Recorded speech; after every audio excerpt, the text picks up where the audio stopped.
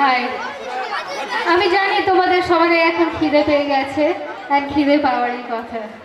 তো আমার মনে হয় আরে কিছুক্ষণ ওয়েট করো, তোমাদের ভালোই লাগবে। তো শুরু করার আগে আমার যে শ্রদ্ধেয় শিক্ষক মহাশয়গণ এখানে আছেন, বর্তমান শিক্ষক শিক্ষিকা এবং উপস্থিত অতিথিবৃন্দ এবং আত্মীয় স্বজন, সবাইকে আমার প্রণাম ভালোবাসা জানিয়ে শুরু করছি। আজকে যখন ওখান থেকে মেয়েরা সব নৃত্য করতে করতে যেভাবে আমাদেরকে ওয়েলকাম করে নিয়ে আসা হলো, আমি অনেকটা ইমোশনাল হয়ে পড়েছিলাম। কারণ মনে হচ্ছিল এই অনুষ্ঠানটার নাম দেওয়া হয়েছে জয় অফ গিভিং। আমার মনে হলো এটার দাম জয় অফ টেকিং হওয়া উচিত ছিল। যে আনন্দ তোমরা আজ আমাদেরকে দিয়েছো, যেভাবে অ্যাকসেপ্ট করেছো, জানি না এটা কোনোদিন ভাষায় প্রকাশ করে যাবে না। আমরা এই স্কুল কর্তৃপক্ষ ইয়েস্টারডে একটা ছোট্ট ঘটনা না শেয়ার করে পাচ্ছি না। স্কুলে আমি আর সত্য কালকে আসি অ্যালং উইথ মণ্ডলবাবু, পিন্টু, মধুদয়। তো এটা ছিল একটা ফর্মালিটি যে স্কুলে জাস্ট আমন্ত্রণ জানানো। আর যখনই তুমি কাউকে আমন্ত্রণ আমরা জানাই, এভরিবডি ইজ সেম। তো আমি সেইভাবে সবাইকে অ্যাড্রেস করি। কিন্তু স্কুলের প্রত্যেকটা আরও যে স্টাফ উপস্থিত ছিলেন, সকলে বলে উঠলেন তন্ময়বাবুর লিডারশিপের কথা, যে এত কিছু সম্ভব হয়েছে সব তন্ময়বাবুর জন্য। আমার এত ভালো লেগেছে যে তন্ময়বাবু, আপনাকে অশেষ ধন্যবাদ আপনার লিডারশিপের জন্য। তাই এরপরে ফিরে আসি। এখানে আসার আগেও আমার কিছু ছিল না যে আমি কী নিয়ে বলবো। আমার যেটা স্বপ্ন ছিল, এখানে কিছু আমাদের সিস্টার রয়েছে তাদের নিয়ে। কিন্তু আমি কিছু প্রশ্ন যেগুলো দেখলাম, যেগুলো সত্য আনসার করছিল, তখন আমার মনে হলো আমার কিছু দুই একটা কথা বলা দরকার। দেখো, সত্য অনেকেই উপর দিয়ে চলে, ওইটা কতটা তোমাদের বোধগম্য হলো তার জন্য আমি কিছু আমার নিজের লাইফের বা আমি একজন মাদার, আমার দুটো ছেলেকে আমি অনেক কাছ থেকে দেখেছি তারা কিভাবে গ্রো হয়েছে। আমার মনে হয় আমি যদি ওইগুলো কিছু কিছু বলি, তাহলে তোমাদের শত্রুরা যেগুলো তোমাদেরকে বলে গেল, আজ তোমরা তার সাথে রিলেট করতে পারবে। একটা কোয়েশ্চেন ছিল সেটা প্ল্যানিং ক্যারিয়ারের জন্য। ধরো ক্লাস 5-এ তুমি পড়ো, তোমার কাছে ক্যারিয়ার প্ল্যানিং এখন মনে হতে পারে আরে এটা কি।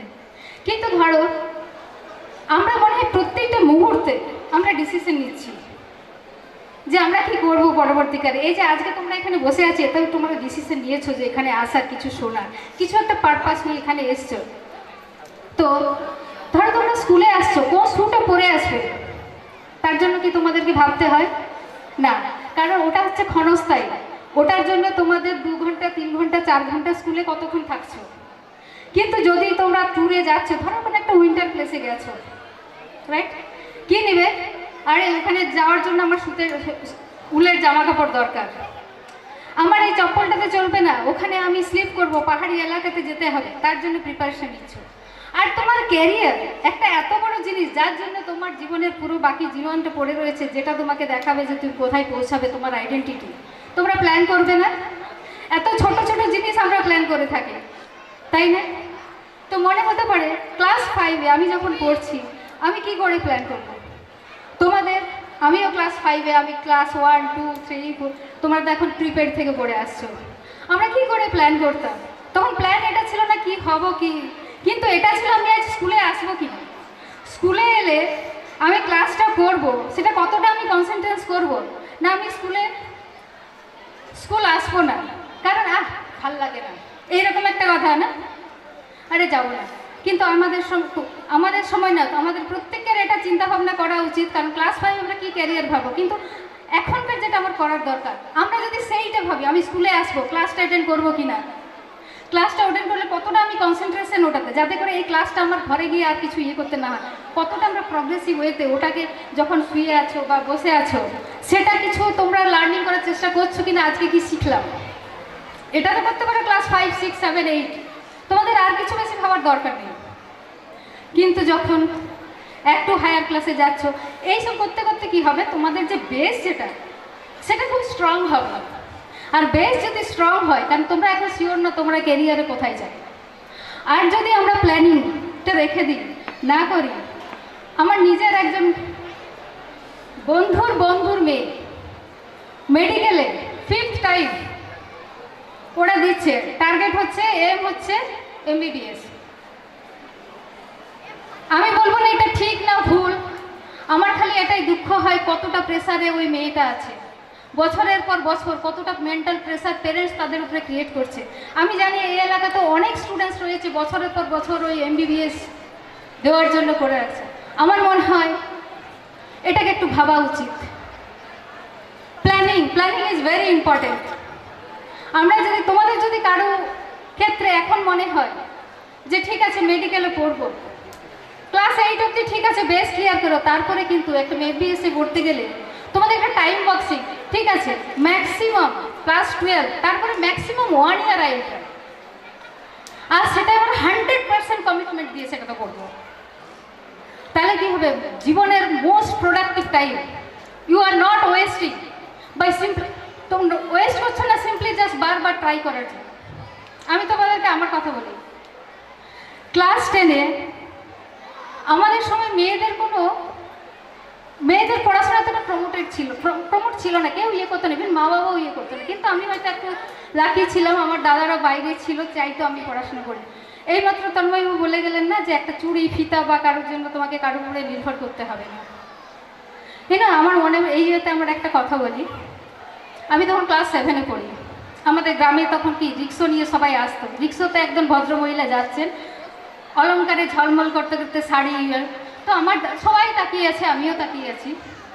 দয়াল দাই এই স্কুলের ছাত্র আমাকে বলল, তুই জানিস এইগুলোর পিছনে কত ওদের চোখের জল হয়তো আছে এইগুলো পাওয়ার জন্য, তুই কি চাস তোর জীবনটা ওই রকম হয়, মোড়া থাক সোনা দানা গয়না দিয়ে, তারপরে ওই রকম ঝলমলা শাড়ি পরে বেরিয়ে পড়ি।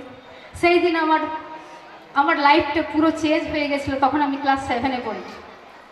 এখানে যে শিক্ষক মশাইরা আছেন অনেকে হয়তো রিলেট করতে পারবে, ক্লাস 8-এ আমার পারফরমেন্স অনেক বেটার ছিল। ক্লাস 10-এ আমি যখন স্কুলের টপার হই, সবার এক্সপেকটেশন খুব বেড়ে গেল। ইনফ্যাক্ট আমার নিজের উপরে, যখন আমার নিজের কোনোদিনও এইরকম ডাক্তারি হওয়ার কোনো স্বপ্নই ছিল না, আমিও স্বপ্ন দেখতে শুরু করলাম আমিও একদিন ডাক্তার হব। তার সাথে পেরেন্টস, ব্রাদার, সিস্টার, একজন বললো না যে ম্যাট্রিমোনিয়াল প্রেসার বা DM হওয়ার, তোমরা এগুলোর সাথে রিলেট করতে পারবে। কিন্তু আমি মেডিকেলে চান্স পাইনি। এমন নয় আমার মধ্যে কিছু কমতি ছিল, আমি কিছু বুঝতে পারতাম না। আমার মধ্যে যেটা ছিল না সেটা ছিল কমিটমেন্ট। আমার কোনো কমিটমেন্ট ছিল না। আরে টপার হয়েছি, এই হয়ে যাবে, তাই না? এক্সপেকটেশন, সামটাইমস হিউজ এক্সপেকটেশন, ওটাও খারাপ করে, এই জন্য নিজেকে লোয়ার গ্রাউন্ডে রেখে। কিন্তু তার মানে এই নয় MBBS-এ পেলে না তোমার লাইফ খতম। আমি কিন্তু ট্রাই করিনি, তখনই ভেবে নিলাম আমার অল্টারনেট আর কি রয়েছে। অল্টারনেট, তখন আমার দাদা ফিজিক্সে PhD করছে, তো ন্যাচারালি আমি ইনফ্লুয়েন্স হয়ে যাই আমার দাদার ইয়েতে, আমি ফিজিক্স নিয়ে গ্র্যাজুয়েশনে ভর্তি হই। কিন্তু এই যে বলছে যে প্ল্যান যে করবে, এমন নয় তুমি ওই প্ল্যান নিয়েই চলতে পারবে সারা জীবন, কারণ এই প্ল্যান চেঞ্জ হতে থাকে পরিস্থিতির উপরে।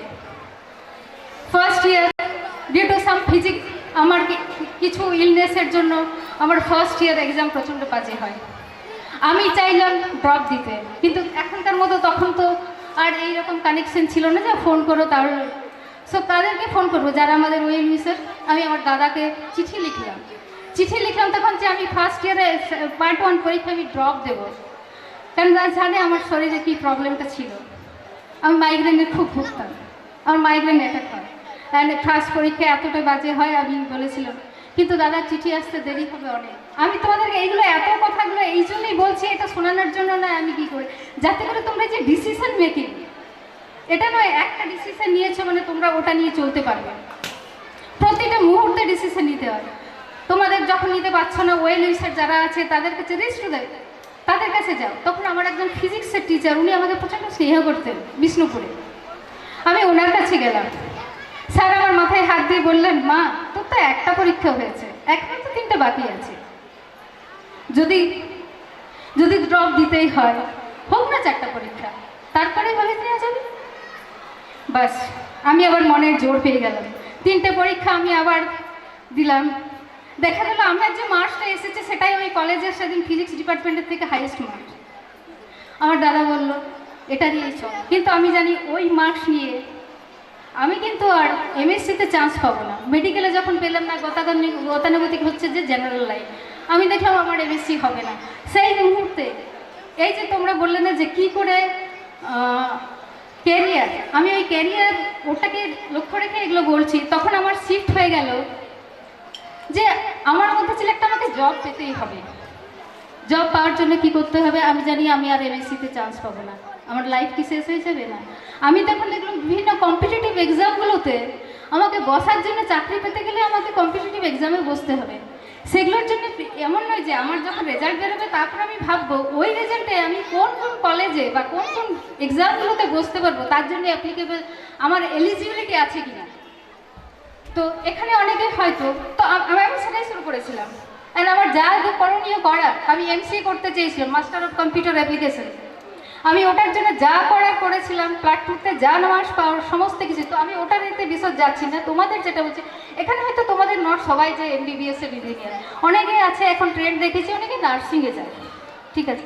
কিন্তু কোনোদিন ভেবে দেখেছো নার্সিংয়ে গেলে তুমি কোন নার্সিংয়ে ক্লাস 8-এর পরে আছে, ক্লাস 10-এর পরে আছে, 12-এর আছে, বিএসসি, তো তার যে এলিজিবিলিটি ক্রাইটেরিয়া, তোমাদের যদি সেই রকম স্বপ্ন থেকে থাকে যে তোমরা যে কোনো জিনিস, এই যে ডিএম হতে ইচ্ছে করছে, ডিএম হতে ভেরি গুড, এক্সেলেন্ট থিং, কিন্তু এটা কি দেখেছো ডিএম হওয়ার জন্য কি এলিজিবিলিটি লাগবে? তার জন্য কি প্রস্তুত রয়েছ?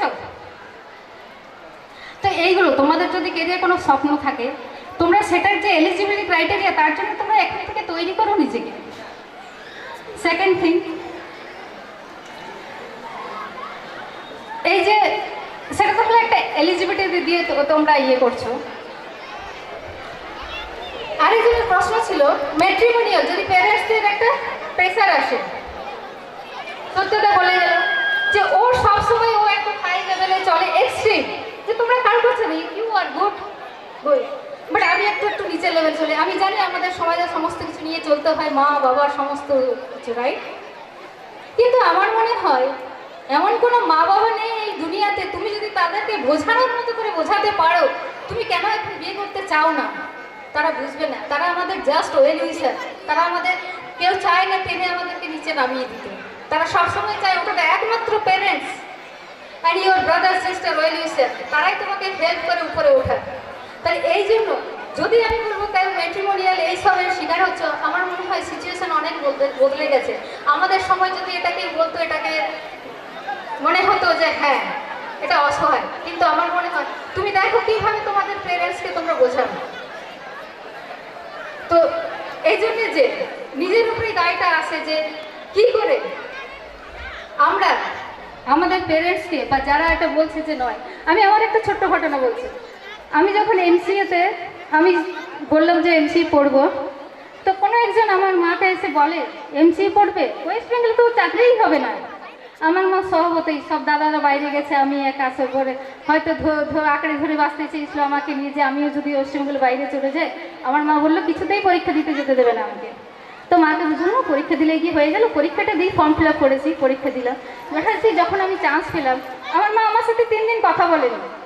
তার কারণ ওইটাই, এটা কি ঠিক যে আমার মা চায় না যে আমি বড় হই বা আমি একটা কিছু ভালো চাকরি করি, কিন্তু না, একটা ভয়, ফিয়ার, যেগুলো প্যারেন্টসরা কেন অনেক সময় বলে, এটা আমাদের নিজেদের দায়িত্ব প্যারেন্টসকে সেইভাবে তৈরি করা, তাদেরকে বলানো, তারা বুঝবে। আমাদের হ্যাঁ আরেকটা ছোট্ট জিনিস, একজন বললো যে চাকরি করা, আমি একটু টাচবেস না করে পাচ্ছি না, আমি জানি একটু বেশি সময় দিচ্ছি, জাস্ট অ্যানাদার 2 মিনিট। যে চাকরি করতে করতে কী করে করবো, আমি একটা এক্সাম্পল দেবো আমার ছোট ছেলে, একটা ছোট্ট এক্সাম্পল।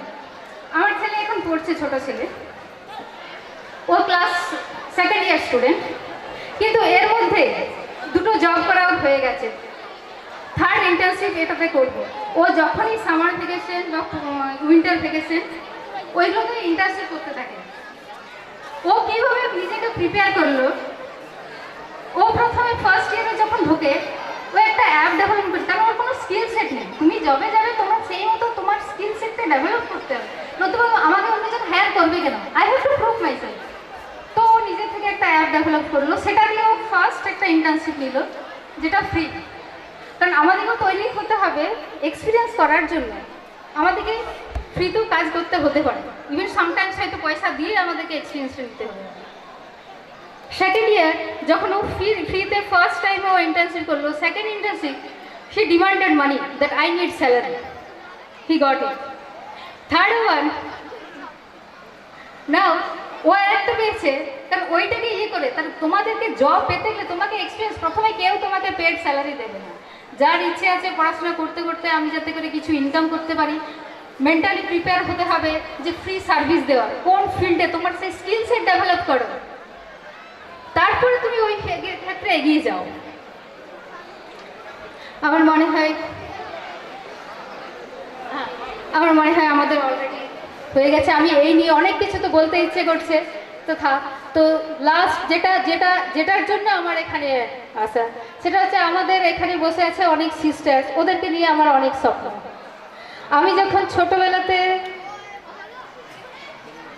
গ্রামে থেকেছি, আমি দেখেছি মেয়েরা কীভাবে, আমাদের সময় একটু আলাদা ছিল, এখন সে সিচুয়েশন নেই, কিন্তু তখন দেখেছি প্রতি পদে পদে কীভাবে আমাদেরকে হেনস্থা হতে হয় মেয়েদেরকে। তখন থেকেই আমার মনে হতো একটা কাজ করতো, যদি এই সমস্ত সমাজের মেয়েদের জন্য আমি যদি একটা চাকরি পাই, কিছু করতে পারি, আমার সেই স্বপ্ন। তো আজ আমার অনেক ধন্যবাদ কমলপুর স্কুল।